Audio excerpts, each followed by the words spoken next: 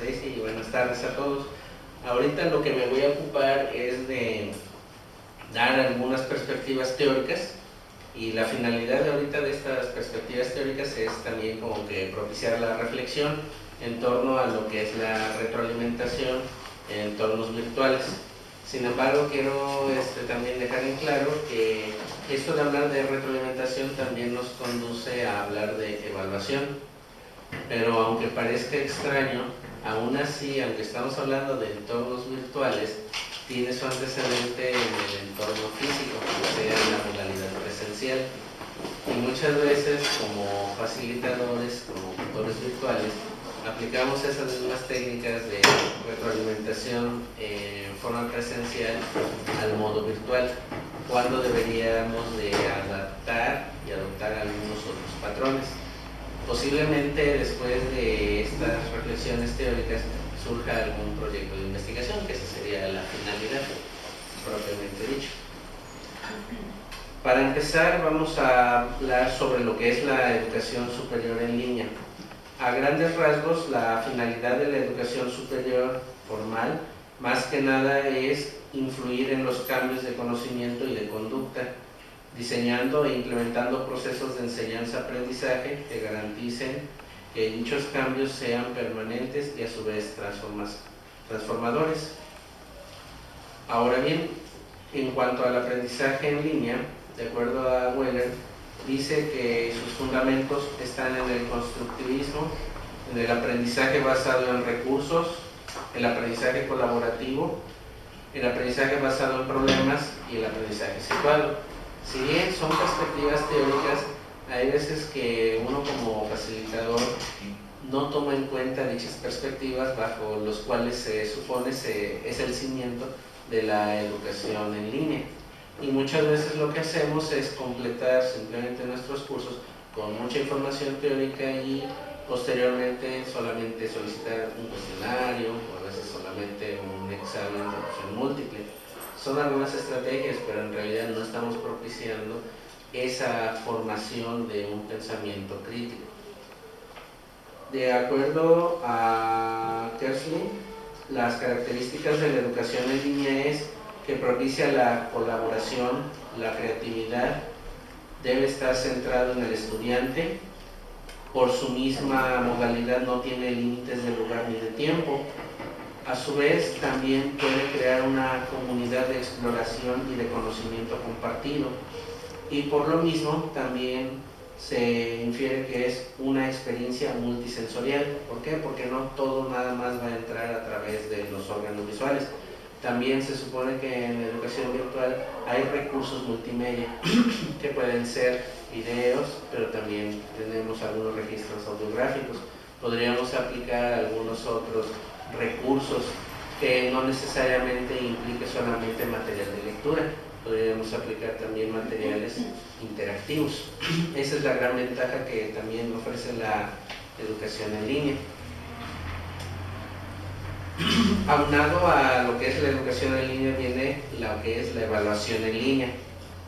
La evaluación en términos generales para Rodríguez dice que es el conjunto de procesos sistemáticos de recogida, análisis e interpretación de información válida y fiable, que en comparación con referencia o criterio nos permite llegar a una decisión con la intención de favorecer la mejora del objeto evaluado.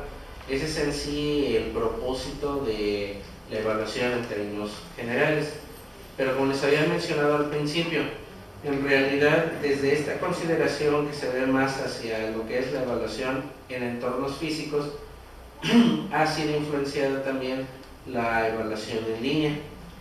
Por eso, de acuerdo a Salmón, señala que la enseñanza en línea se debe fundamentar en la comunicación mediada por el ordenador, y que esta comunicación mediada por el ordenador debe servir para que casi en cualquier lugar y en cualquier territorio los participantes puedan tener acceso a una conexión, a un módem, pero también a una oportunidad de aprender a través de estos recursos. Sin embargo, muchas veces la evaluación en línea se observa como si fuera una tendencia tradicional, es decir, exámenes vigilados con un cierto tiempo, tareas escritas y muy poca variedad en cuanto a recursos. Esto más que nada depende de la perspectiva y orientación del profesor, no necesariamente porque solamente sean esos los únicos medios con los que cuenta la evaluación en línea, sino que también depende mucho de cómo conciba el profesor el proceso de evaluación después del proceso de enseñanza-aprendizaje. Ahora bien, para superar estas limitaciones que se asemeje la evaluación tradicional a la evaluación en línea, nos dice Morgan y O'Reilly que hay ciertos aspectos claves. El primero de ellos es tener una clara fundamentación y un enfoque pedagógico consistente. Las decisiones que el profesor tome deben de estar basadas, como mencionamos antes, en un enfoque que propicie la creación y la apropiación del conocimiento más que la mera reproducción. El segundo aspecto es que transmita valores, que tenga un propósito en específico y que además los criterios y los estándares de evaluación sean explícitos.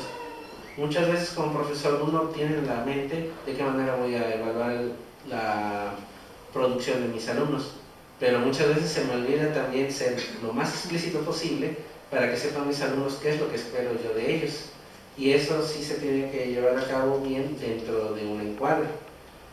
El tercer punto dice que hay tareas de evaluación auténticas y holísticas. Los estudiantes se motivan para ocuparse con eventos de la vida real y con problemas de sus propios mundos, y que los pongan a reflexionar sobre aquellas oportunidades que pueden tener en su mismo trabajo.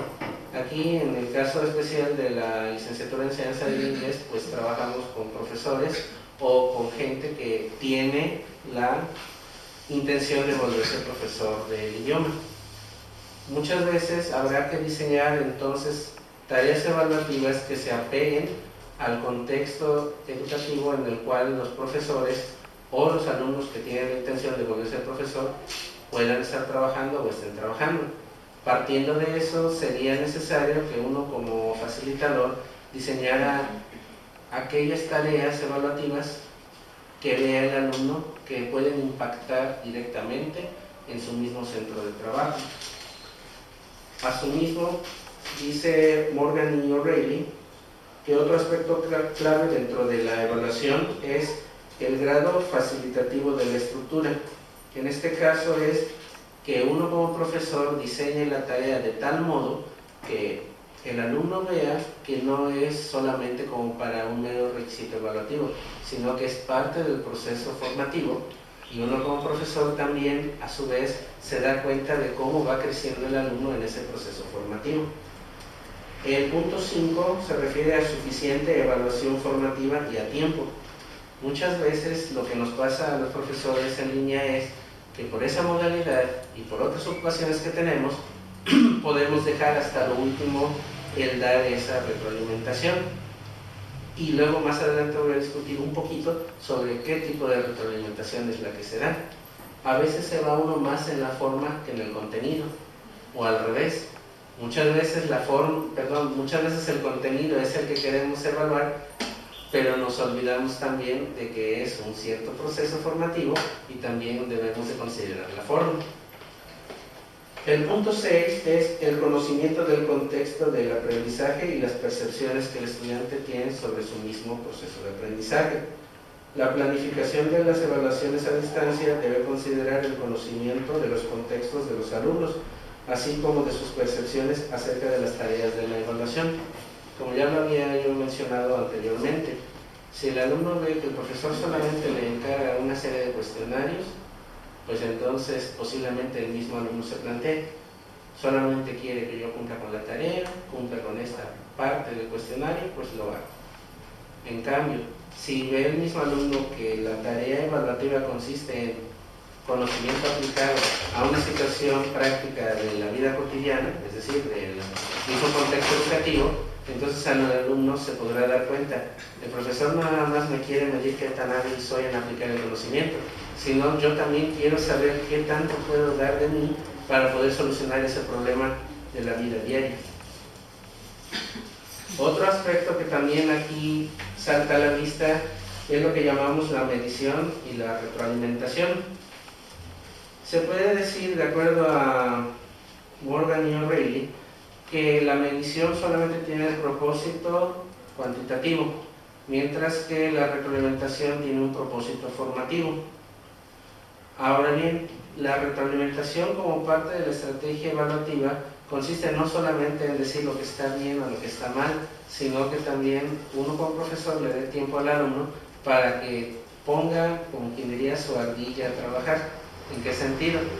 En que el mismo profesor debe de guiar el proceso de reflexión para que el alumno se dé cuenta no tan solo cuáles fueron sus debilidades y fortalezas, sino a partir de eso, qué más puede seguir, qué otro paso puede dar el mismo alumno guiado por el profesor, de tal modo que ese gap que podría existir entre lo que actualmente sé hacer y lo que puedo llegar a hacer, sea de una manera, un tránsito casi como que smooth, que ni siquiera percibe el alumno que existió ese gap, sino que por ese medio de reflexión y de práctica guiada, el alumno sea capaz de decir, sí lo logré, creo que aquí era en donde me estaba yo atorando más. Otro aspecto importante dentro de la retroalimentación viene siendo las diversas oportunidades de evaluación que se tienen en los ambientes en línea. Ryan señala que puede hacerse preguntas de respuesta corta o de tipo ensayo. También se puede usar un boletín de noticias, se puede usar una página. Surge lo que sería la característica de una buena retroalimentación. En este caso, dice que debería de ser directa. Directa en el sentido que debe de abordar los pormenores de la tarea evaluativa, que a su vez debe ser descriptiva, sí, pero tampoco sin abusar. ¿Por qué? Porque también no queremos que el alumno simplemente se pase todo el tiempo leyendo las percepciones que tiene el profesor sobre el desempeño de ese alumno, de esa tarea, pero sí que vaya entendiendo cuáles fueron aquellos aspectos que sobresalió al desarrollo de la tarea y cuáles podría mejorar y por qué podría mejorarlos. Pero otro detalle que muchas veces nos pega a los profesores en línea, que sea inmediata. Pero eso no quiere decir que si ahorita en este minuto te envió el alumno la tarea, ya en el siguiente minuto tú le contestas. No. Quiere decir que tú también, acuerdo a tus actividades y todo, vayas también dedicando el espacio para dar esos procesos de retroalimentación, pero a su vez que también le generes tú como tutor preguntas de reflexión al alumno. Es decir, no nada más se debe uno delimitar a poner el mensaje de retroalimentación y ya, muy buen trabajo, felicidades, sino que también se puede terminar con una pregunta retórica en el sentido de ¿y qué harías para mejorar este desempeño? O ¿cómo más, qué otro desafío ves en tu situación, en tu contexto de clase? Es decir, algunas preguntas que generen esa reflexión en el alumno para que él mismo no se limite nada más, sí, ya entregué la tarea y ya fue perfecta. O al revés, no la hice bien. La puedo mejorar, sí, pero en realidad no es tanto por mejorar el producto, sino propiamente generar ese momento de reflexión y que lo pueda transformar a su realidad práctica. En cuanto a los actores dentro de la retroalimentación, podríamos decir que nada más son dos, sería el alumno y el tutor. Sí, pero también se podría tomar como actor a aquellos otros entes no visibles que están detrás del profesor o del tutor y también detrás del alumno. Es decir, que todas aquellas vivencias, aquellos aspectos del contexto social donde se desempeña tanto el tutor como el alumno juegan un papel importante en cuanto a la forma en cómo el alumno puede percibir la retroalimentación que da el profesor y también la forma en cómo el profesor se atreve a dar la retroalimentación. Insisto, muchas veces se nos hace muy fáciles como profesor decir, no, vas muy bien, buen trabajo, excelente, así sigue trabajando, y ahí se termina la retroalimentación. Cuando en otros aspectos el mismo alumno quisiera decir, a veces no lo hace sea por tiempo, a veces por inseguridad o algún otro motivo. sí maestro, pero ¿qué me quisiste decir con que hice un buen trabajo? ¿O qué querías tú al decirme que yo continúe trabajando así? ¿Que te sigan entregando trabajos así cortos y precisos? ¿O a qué te refieres con eso? He ahí por eso que se considera la retroalimentación como una actividad dialógica, y es uno de los retos que como tutor en línea debería uno de estar enfrentando. Y también el lenguaje que uno utiliza dentro de la retroalimentación. Hay veces que uno como tutor quisiera, no, es que pudo haber logrado un mejor desempeño, un mejor trabajo de calidad, y entonces si también en la comunicación cara a cara resulta un poco difícil el no herir susceptibilidades utilizando un lenguaje adecuado, creo que es aún de vital importancia en un entorno virtual saberse expresar de la mejor manera para que también el alumno entienda que no es nada más una crítica la que se hace, sino que el propósito en realidad es mover la conciencia para que mejore ese desempeño y obtenga un producto de mayor calidad. Dentro de los factores y variables que se pueden detectar en los procesos de retroalimentación, podemos mencionar los siguientes. Ofrece introspección, es decir, ayuda a los estudiantes a realizar ajustes en su desempeño para mejorarlo. Favorece también la autoevaluación, pues se puede recibir una crítica constructiva. Aclara las metas y expectativas que quieren ser alcanzadas. Por lo tanto, refuerza las acciones y prácticas correctas, o bueno, que se consideran más adecuadas.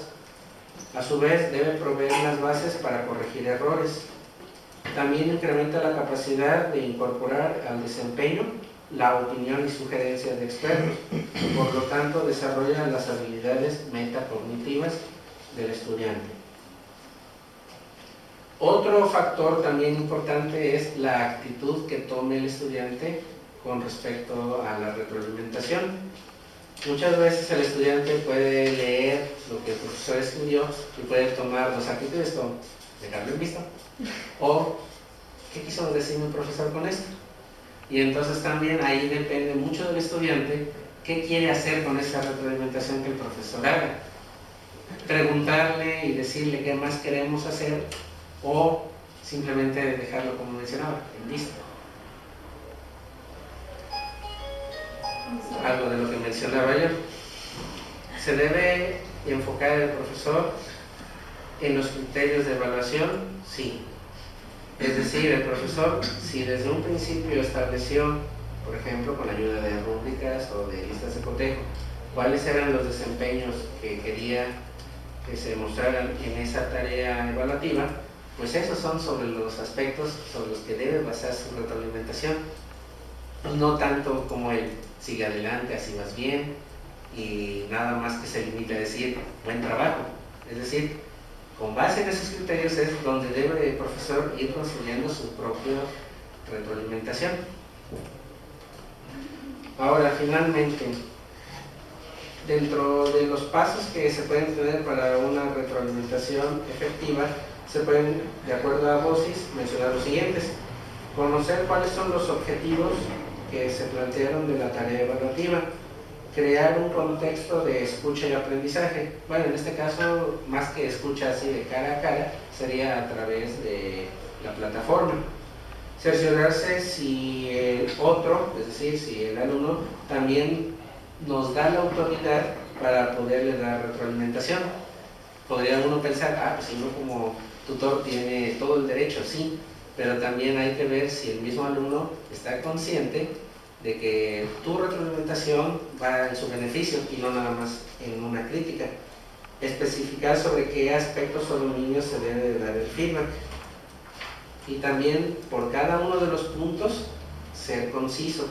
Y para el cierre es también interesante revisar qué pasó durante este proceso.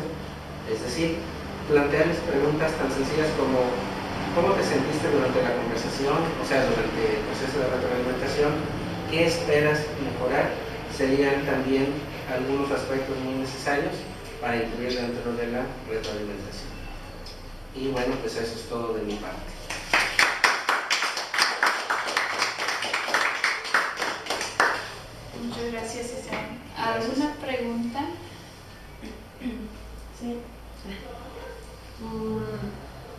Bueno, es una observación.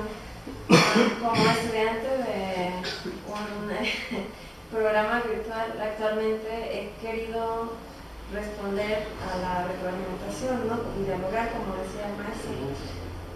Pero, por ejemplo, si las retroalimentaciones del facilitador son a través de evaluaciones, ¿no? Estamos hablando de la plataforma de la universidad, ¿sí?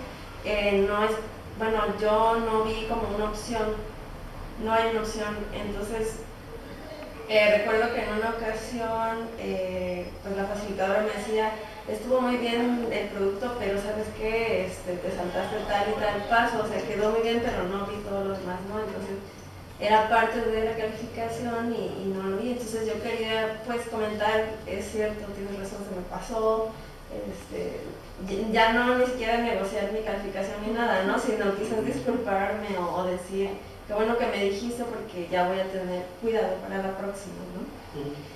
Pero pues no, y sí se siente un poco de frustración no poder, ¿no? Y digo, bueno, pues ya cuando la vea le digo.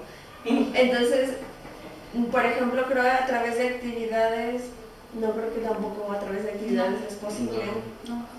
Entonces, bueno, ya aplicándolo como que a nuestra área, sí es muy buena como esa propuesta de permitir el diálogo a partir de la retroalimentación, pero quizás tenemos que buscar la manera, ¿no? De como que el medio, quizás a través de un foro, pues, retroalimentación o no sé, para poder permitir, porque sí es cierto que a veces surge la necesidad como estudiante, ¿no?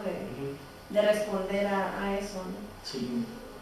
Entonces, pues sí sería bueno poder dar esa oportunidad. Sí, de acuerdo.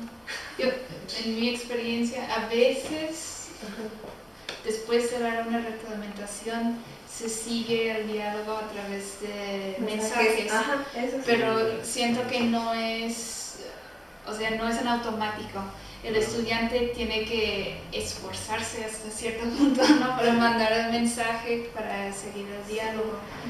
Mientras si hubiera una opción, como dices, de ahí mismo, dentro de la evaluación o la actividad, seguirla. Sí, porque, o sea, uno como estudiante va, ¿no? a esa sección, a la sección de evaluación, para ver, pues, cómo te evalúan. Sí.